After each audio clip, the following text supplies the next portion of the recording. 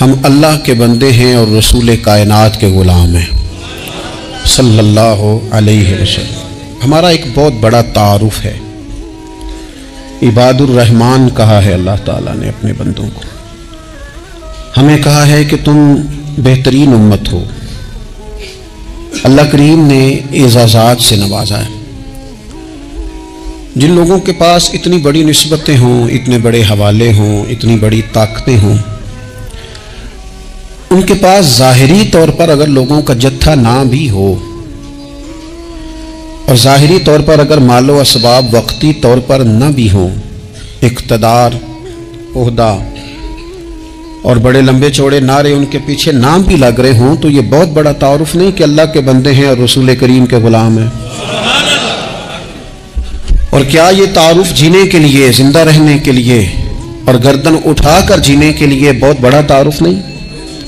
باوجود اتنے بڑے تعارف کے اگر کوئی بندہ کمزور باتیں کرے، کچی پکی گفتگو کرے، اور وہ اپنے آپ کو بار بار مظلوم ثابت کرنے کی کوشش کرے، وہ بار بار اپنے زخم دکھائے تاکہ وہ قابل رحم قرار پائے، تو یہ باتیں ایک مومن کو، ایک مسلمان کو، اللہ کے ایک بندے کو ذرا زیبا نہیں دیتی، ذرا اچھا نہیں لگتا۔ مسلمان اعصابی طور پر، ذہنی طور پر، نفسیاتی طور پر ایک طاقتور قوم ہے۔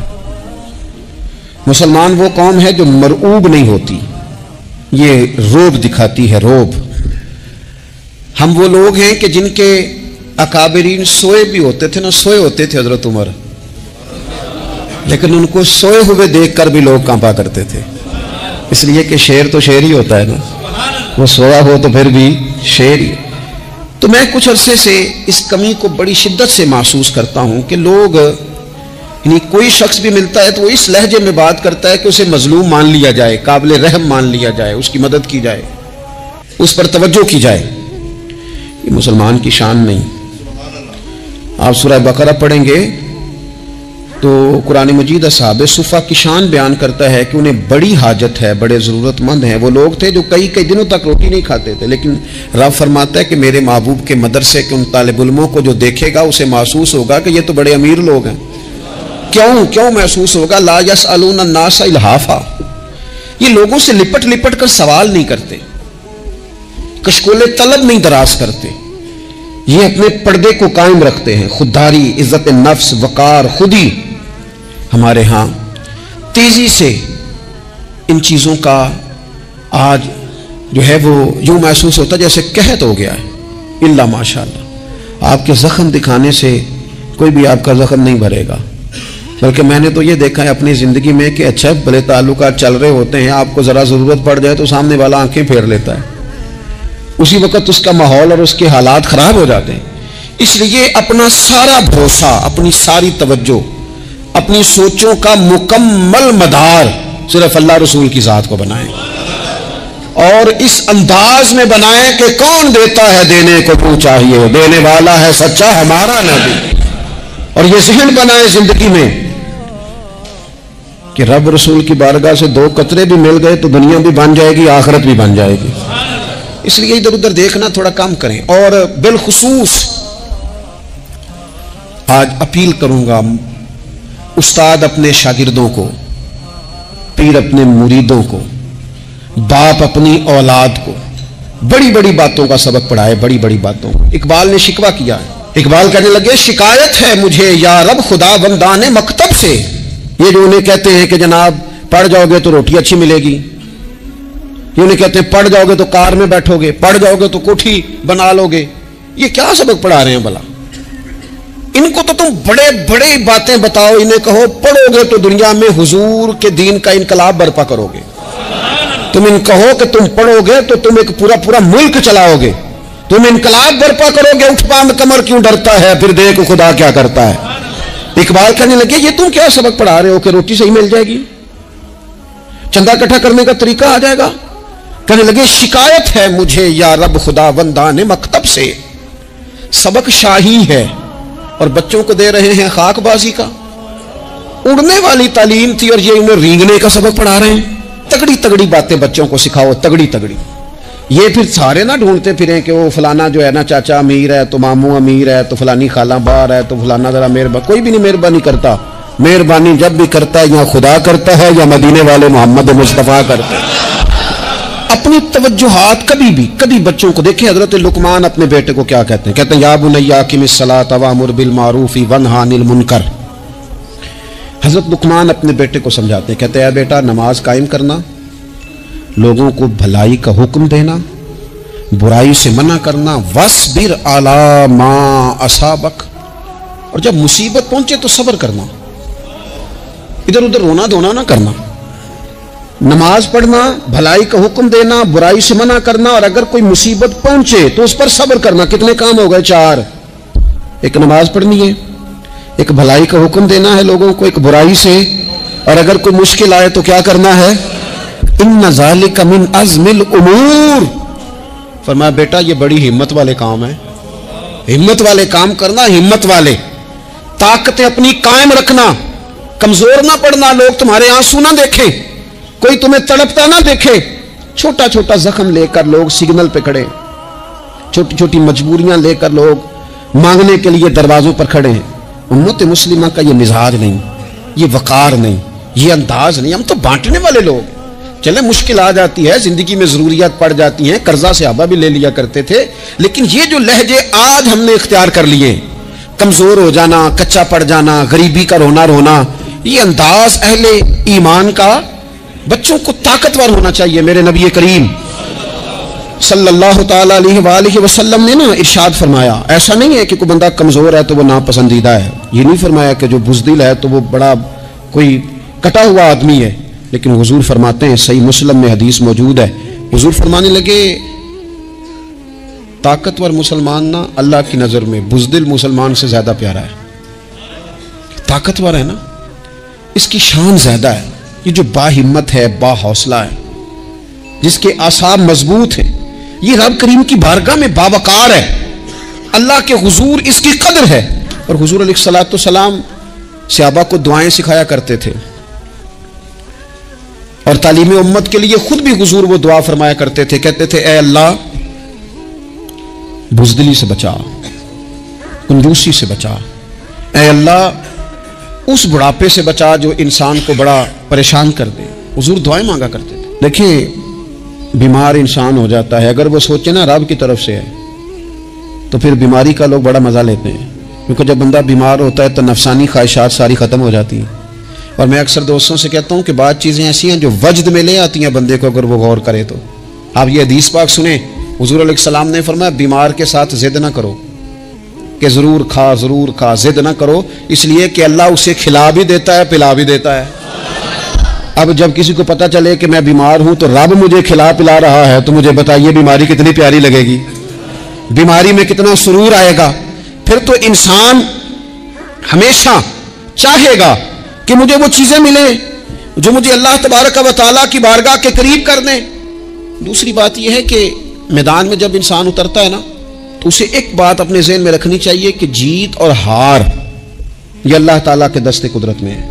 لیکن جب وہ لڑے تو جیتنے کے لیے لڑے.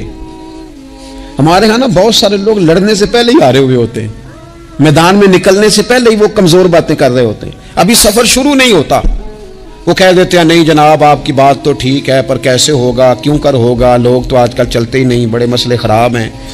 اور پھر کچھ لوگ ایسے ہیں جن کی باتیں سن کر بندے بیک گیئر لگا لیتے ہیں. اور میں نے دیکھا باتیں کرنے والے وہیں رہتے ہیں اور کام کرنے والے کہاں سے کہاں چلے جاتے ہیں. یہ یقینی نہیں کہ جیتیں گے, لیکن جب میدان میں اترے نا تو پھر ہمیشہ جیتنے کے لیے اتریں. کوشش کریں کہ میں نے اس انداز میں نکلنا ہے کہ میں نے نہ جیتنا ہے. حضرت مولا علی شیر خدا کرم اللہ تعالی وجہ الکریم سے کسی بندے نے پوچھا حضور آپ ہر میدان میں کامیاب کیوں رہتے ہیں؟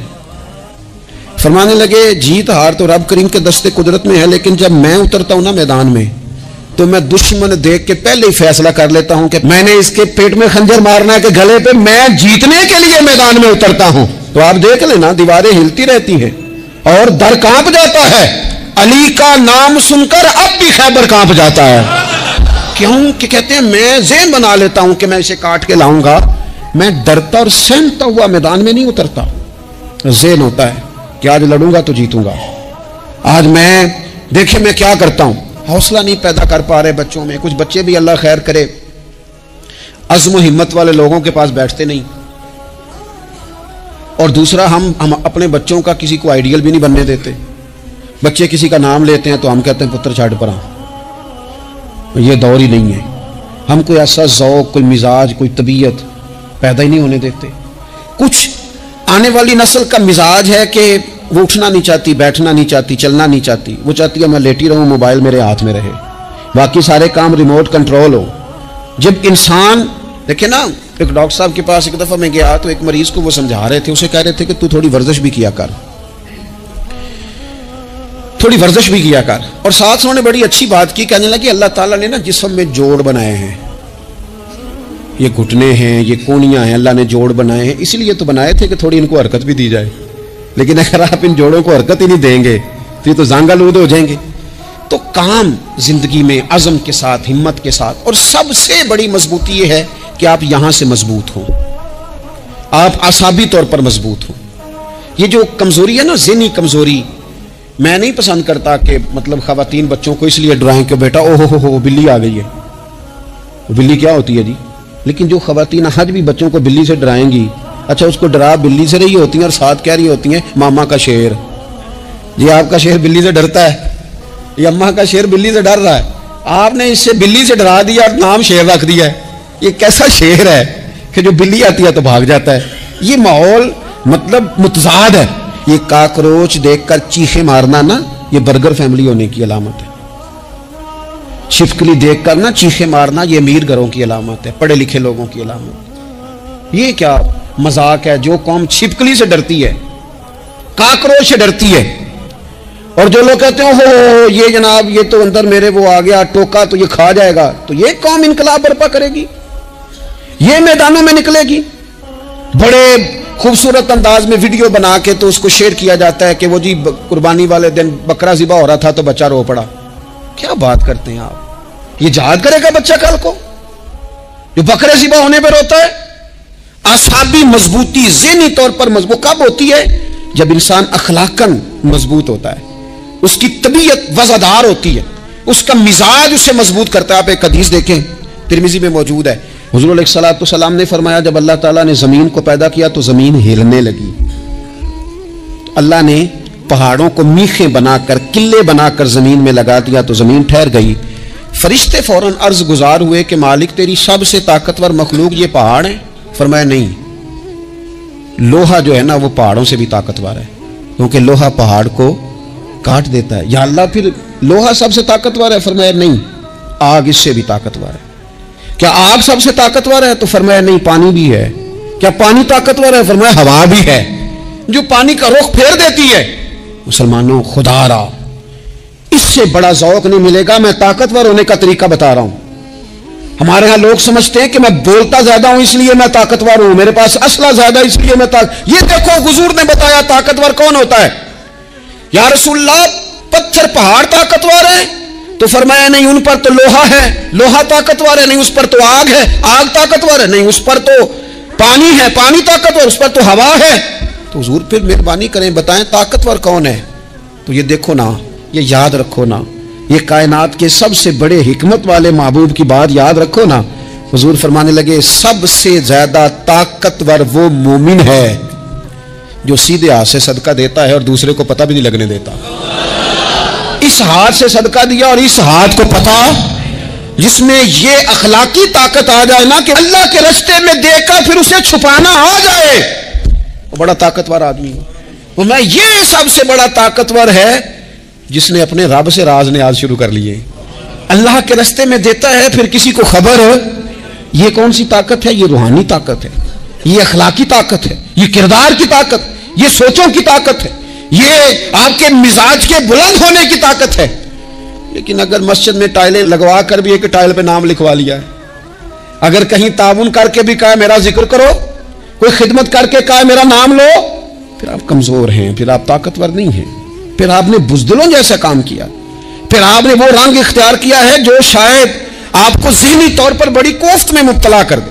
تو اعصابی طاقت، اعصابی قوت. آپ دیکھیں حضرت صدیق اکبر رضی اللہ تعالیٰ عنہ، حضور نے تربیت کی تھی نا. میں ذمہ داری سے کہتا ہوں کہ تعصب کی عینک نہ کسی نے پہنی ہو، ورنہ کائنات میں عشق کی داستان ختم ہو جاتی ہے جناب صدیق اکبر پر. جو پیار انہوں نے مدینے والے محبوب سے کیا ہے کوئی کر ہی نہیں سکتا. اور ہر وقت کی جدائی، ہر وقت کی، یعنی بیٹھے بیٹھے نا حضور کے وصال کے بعد بیٹھے بیٹھے حضرت صدیق اکبر اٹھ کے نا تو ایک رستے پہ چلنا شروع ہو گئے. کسی نے پوچھا ابو بکر کہاں جا رہے ہو؟ کہنے لگے یار ایک دن نا محبوب 2-3 دن کے لیے کہیں گئے تھے، اس رستے واپس آئے تھے. جنہاں دے دل بر جانی وچھڑن کون روے پھر تھوڑا، یہ سب روگاں دا روگ محمد جس دا نام وچھوڑا. پریشان ہوں تو دل کر رہا ہے پتہ نہیں یہاں سے آ نہ جائیں. اتنا زیادہ محبوب کی غلامی اور نبی پاک کی محبت کا ذوق، لیکن اعصابی طور پر مضبوط کتنے تھے؟ حضور کے وصال کے بعد جس بندے نے اپنے پروں کے نیچے پوری امت کو سنبھال لیا ہے نا، اس کا نام بھی ابو بکر صدیق ہی ہے. ایسے ایسے سنبھال لیا، سب سنبھال، دکھ سب سے زیادہ لیکن سنبھالا. کوئی زکوٰۃ کا منکر پیدا ہو رہا ہے، کوئی ختم نبوت پہ حملہ کر رہا ہے، کوئی کچھ ہو رہا ہے، کوئی کچھ ہو رہا ہے. ابو بکر صدیق نے فرمایا سارے لشکر روانہ کرو. جہاں جہاں حضور نے فرمایا تھا جہاد کرو. فرمایا جو ایک رسی بھی زکوٰۃ کی نہیں دے گا وصول کریں گے. لوگوں نے کہا حضور حالات بڑے اور طرح کے ہیں، کیسے کام چلے گا؟ حضرت عمر جیسے دلیر بندے بھی کہنے لگے جناب یہ نظام کیسے چلے گا؟ تو ابو بکر صدیق فرمانے لگے عمر تجھے تیری ماں روئے، تو بڑے مضبوط مزاج کا تھا، یہ مجھے کیا پیغام دے رہا ہے؟ فرمایا عمر یاد رکھ اگر میں مدینہ منورہ میں اکیلا بھی رہ گیا اور جنگل کے درندے میرا آ کے گوشت بھی نوچ کے لے گئے تو پھر بھی میں ان اصولوں پر کھڑا رہوں گا جن اصولوں پر مدینے والے رسول نے مجھے کھڑا کیا ہے. ذرا گنجائش نہیں. ہم یہاں سے مضبوط لوگ ہیں، یہاں سے ذہنی بلندی، ذہنی پختگی، یہ حسن ہے زندگی کا. یہ کیا بات ہوئی؟ پرسوں فیصلہ کوئی اور تھا، سویرے پروگرام کوئی اور بن گیا. کل فلانے کا مرید تھا، آج مجھے فیض نہیں ملا، ادھر جا رہا ہوں. پرسوں فلانے کو استاد بنا بیٹھا تھا، آج میرا پروگرام بدل گیا ہے. کل میری سوچیں اور تھیں، آج میری سوچیں اور ہیں. جو قوم ساری زندگی تعین ہی نہ کرے وہ کام کیسے کرے گی؟ جو رستے کا آغاز ہی نہ کرے وہ منزل پر کیسے پہنچے گی؟ تو کمزور باتوں سے نکلیں، بزدلانہ سوچوں سے باہر آئیں، طے کریں زندگی میں یہ کچھ ہم نے کرنا ہے. میں نے کہا ہے نکلے میدان میں جیتنے کے لیے، پھر رب کی مرضی ہے، پھر اللہ کی مرضی ہے. ساری زندگی صحابہ پر قرض رہا، قرضے بھی رہے، خدمتیں بھی ہوتی رہی، جہاد بھی ہوتے رہے، ڈیوٹیاں بھی ہوتی رہی، سارے کام ہی ہوتے رہے. ہمارا یہ مزاج ہے ایک دو کھا گیا ہے ساری خوشیاں ہی گئیں، بس سارا کچھ ختم کر بیٹھتے ہیں. تو تھوڑی سی نا مضبوط دیکھیں. اچھا یہ حضرت ابو بکر کا حال ہے تو جناب عمر کی کیفیت کیا ہے؟ کلمہ پڑھتے ہی حضرت عمر نے فرمایا یا رسول اللہ جب آپ سچے، قرآن سچا، اسلام سچا، تو چھپ کے نماز پڑھنے کا کیا مطلب ہے؟ فرمایا ابھی تعداد ہی کوئی نہیں، 40 تو مسلمان ہیں. عرض کی حضور مہربانی کریں نا آپ صرف اجازت دیں. 20 لوگوں کی صفیں بنا دی گئیں. ایک صف کے آگے حضرت عمر ہیں، ایک صف کے آگے حضرت امیر حمزہ ہیں. جناب عمر کہنے لگے چونکہ آپ اللہ کے رسول ہیں تو لہذا نماز بھی آج اللہ کے گھر میں پڑھی جائے گی. تو حضرت عمر بیت اللہ شریف کے بیچ کھڑے ہو کے نعرہ لگاتے ہیں، فرماتے ہیں میں عمر ہوں، تم مجھے بھی جانتے ہو، میرے باپ کو بھی جانتے ہو، تم میرا قبیلہ بھی جانتے ہو، میں نے پڑھ لیا ہے محبوب کا کلمہ. اب جس نے بچے یتیم کرانے ہو اور اپنی بیوی بیوہ کرانی ہو وہ آئے اور مجھے روکے. یہ محبوب اللہ کے ہیں اور گھر بھی اللہ کا ہے تو نماز بھی آج اللہ کے گھر میں پڑھی جائے گی. جب تک انسان یہاں سے طاقتور نہیں ہوتا. پھر بات آئی سیدنا عثمان غنی کی. میں پہلا وہاں انہاں رنداں تو جن نے کھلی بغاوت کی ہے، پورا قبیلہ اور طرف ہے. عثمان تیرے گھر میں مال ہے، دولت ہے، وزاداری ہے، لوگ سارے کیا کریں گے؟ والد مخالف، چچا مخالف.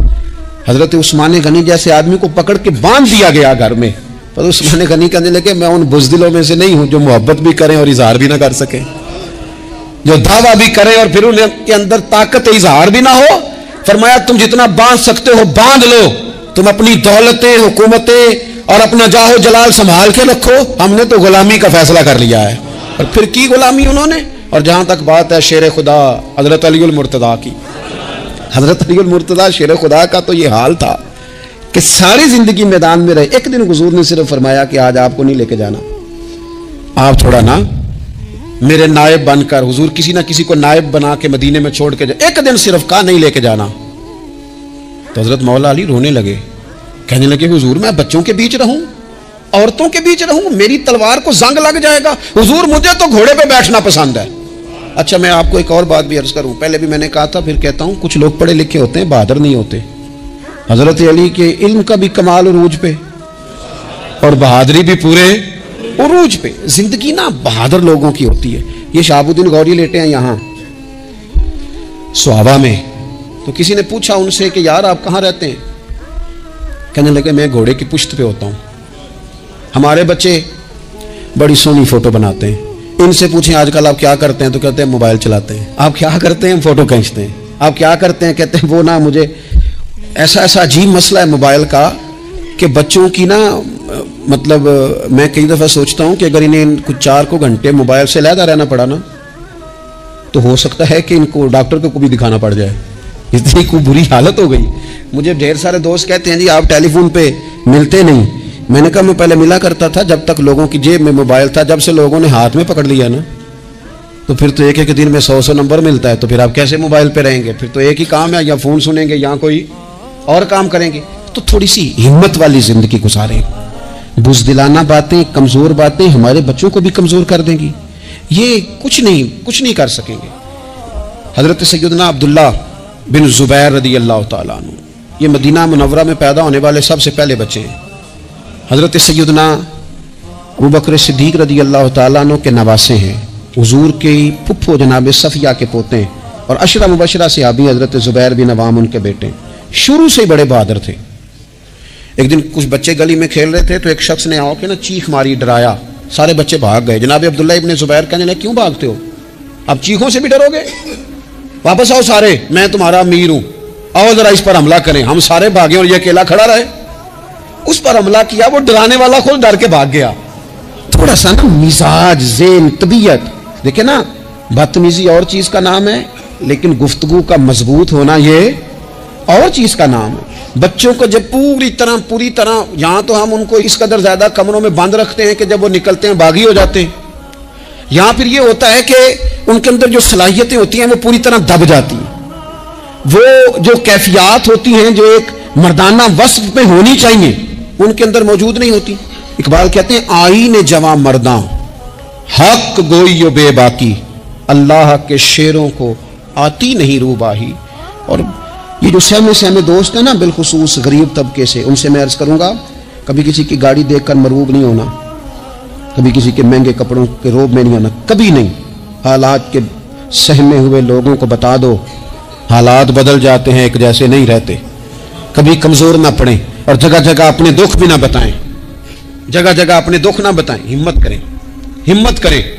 ایک شاعر نے کہا تھا کہ با ہمت لوگ کبھی ہارا نہیں کرتے، یہاں وہ جیت جاتے ہیں یہاں کچھ سیکھ جاتے ہیں. وہ نا میدانوں میں رہتے ہیں.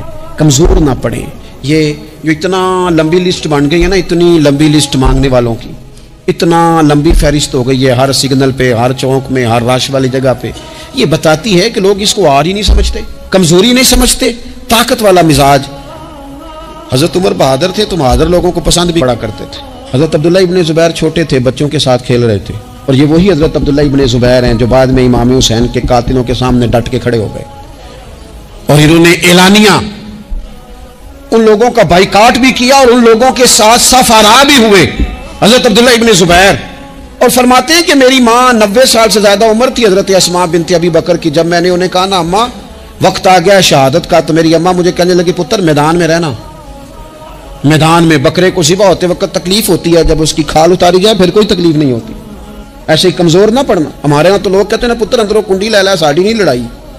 وہ جب ہمارے گھر آگ آئے گی پھر اسے ہم بند کریں گے، ابھی نہ تو بالکل باہر نہ نکلنا. کیسے قوم آگے بڑھے گی؟ جرتیں کیسے پیدا ہوں؟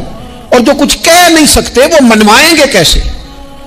جو بات کرنے کی طاقت نہیں رکھتے وہ اپنا منوائیں گے کیسے؟ حضرت عبداللہ ابن زبیر رضی اللہ تعالیٰ عنہ اپنے دوستوں کے ساتھ گلی میں کھیل رہے تھے. جناب عمر فاروق آ گئے. حضرت عمر فاروق کا جلال تھا، بچے ان کو دیکھ کے دوڑ گئے. حضرت عبداللہ ابن زبیر کھڑے ہیں. حضرت عمر قریب آئے، کہنے لگے پتر آپ کیوں نہیں دوڑے؟ حضرت عبداللہ ابن زبیر چھوٹے سے ہیں، کہنے لگے جی کیوں میں دوڑتا، میں نے کوئی جرم کیا ہے؟ کوئی میں نے غلطی کی ہے بھلا کیوں دوڑوں؟ آرام سے کھیل رہے ہیں اور نہ ہم نے کوئی رستہ بند کیا، جگہ ہے، آپ نے گزرنا تو گزر جائیں. چاہیے تھا نا حضرت عمر ناراض ہوتے، پھر جناب عمر نے ماتھا چوم لیا. کیا بات ہے بیٹا، ان چیزوں پر ذرا قائم رہنا. کہنے کو جرم کی ہے، کیا مطلب ہے اس بات کا کہ فلانا ہے تو دوڑ جائے؟ کیوں دوڑیں جی؟ تو ہم نے جو قوم کو سکھانا شروع کیا ہے نا، دیکھیں فقر اور چیز ہے، درویشی اور چیز ہے، سادگی، لیکن ظلم سہنا اور چیز ہے. دنیا میں قتیل اس سا منافق نہیں کوئی جو ظلم تو سہتا ہے بغاوت نہیں کرتا. اپنی زندگی میں عزم کو، ہمت کو، نظریے کو بلند کریں، مظلومانہ مزاج نہ پیدا کریں، بلا وجہ دکھ سنا کے اپنے آپ کو کمزور نہ کریں. یاد رکھیں اگر ہم اپنے دکھ کسی کو سنا رہے ہیں اور اپنے آپ کو بڑا غریب ثابت کر رہے ہیں تو ایسا نہ ہو کہ ہمارے بچے اس کا برا اثر لے جائیں. خودداری سے جینا سکھائیں، عزت نفس سکھائیں. ہر وقت گھر کے اندر، کلاس کے اندر، اپنے دوستوں کی جمعیت کے اندر کمزور باتیں نہ کریں. رو دھو کے وقت نہ گزاریں. رونے سے بھی رات گزر جاتی ہے، ہنسنے سے بھی رات گزر جاتی ہے، ناشکری سے بھی دن بیت جاتا ہے اور شکر سے بھی. لیکن بس بات اتنی ہے کہ شکر والوں کا ذرا صحیح بیت جاتا ہے، ہنسنے والوں کا ذرا صحیح بیت جاتا ہے. زندگی میں عزم کے ساتھ، ہمت کے ساتھ لوگ جس حال میں مرنے کی دعا کرتے ہیں، معاذ اللہ، لوگ جس حال میں مرنے کی دعا کرتے ہیں، ہم نے اس حال میں جینے کی قسم